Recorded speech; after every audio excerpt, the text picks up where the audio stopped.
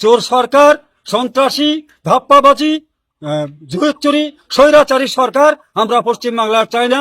এই স্বৈরাচারী সরকারকে আমরা উৎখাত করে আমরা পশ্চিমবাংলায় বামফ্রন্ট সরকারকে প্রতিষ্ঠিত করতে চাই। এবার কোন দলকে চাইছেন? আমি চাইছি সিপিএম দলকে। কেন?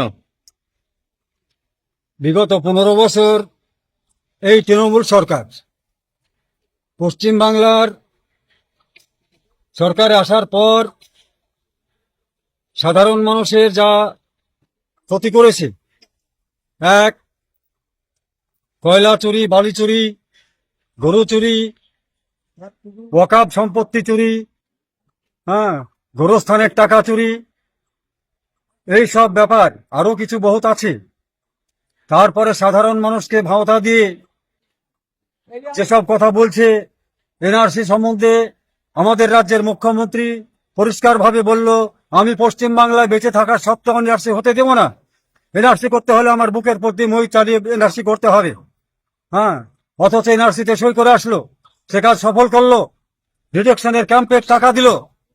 তারপর অকুপ সম্পত্তি আমি পশ্চিমবাংলায় মুসলিমদের সম্পত্তি আমি হস্তক্ষেপ করতে দেব না। তারপর আবার সেখানে সই স্বাক্ষর করে অকুপ সম্পত্তি 1 নম্বর খতিয়ানে নিয়ে চলে গেল। তারপর এখানে বলল যে আমি এসআর পশ্চিমবাংলা এসআর হতে দেব না। তারপরে এসআর মানি না, এসআর হতে দেব না, এসআর করতে হলে আমাকে মেরে ফেলার পরে এসআর করতে হবে। তারপর সেখানে এসআর সই করলো, আবার এসআর চালু হলো, নিজে মুখ্যমন্ত্রী নিজে ফর্ম নিল, ফর্ম বিলি করার পর তার যত নিজস্ব বেলরও ছিল তাদেরকে বলে দিল, এসআরে তোমরা কি করবা না, ফর্ম ফিল আপ করবা না, তোমরা সব বন্ধ করে দাও। এসআর সম্বন্ধে কোনো কাজ করলো না। আচ্ছা, মুখ্যমন্ত্রী এসআর সম্বন্ধে যখন এসআর চালু হয়ে গেল, শেষ ফর্ম ফিল আপ হতে লাগলো, তখন বললো যে আমি এসআর মানি নে, আমি কোর্টে যাব। গেল সুপ্রিম কোর্ট। আর এই সুপ্রিম কোর্টে যাওয়ার জন্য সমস্ত এই ভোটাররা যারা বৈধ ভোটার তারা পড়ে গেল বিবেচনাধীনে।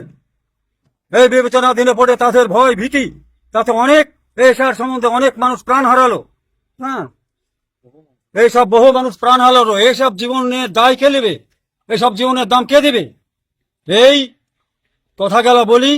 আমি যা হোক বলি, আরো বহু কিছু আছে, আর কিছু বলছি না, যার জন্য আমরা এই কথা ও কানের সমস্যায় আর চিন্তা নয়। দমকল মহকুমার একমাত্র আধুনিক ও বিশ্বস্ত পরিষেবা কেন্দ্র অডিটন স্পিচ অ্যান্ড হিয়ারিং ক্লিনিক। আমাদের ঠিকানা দমকল পাঞ্জাব ব্যাংকের সামনে। যোগাযোগের জন্য 9339746737 অথবা 7908359922। অডিটন স্পিচ অ্যান্ড হিয়ারিং ক্লিনিক আপনার কথা ও কানের সুস্থতার জন্য সর্বদা প্রতিশ্রুতিবদ্ধ।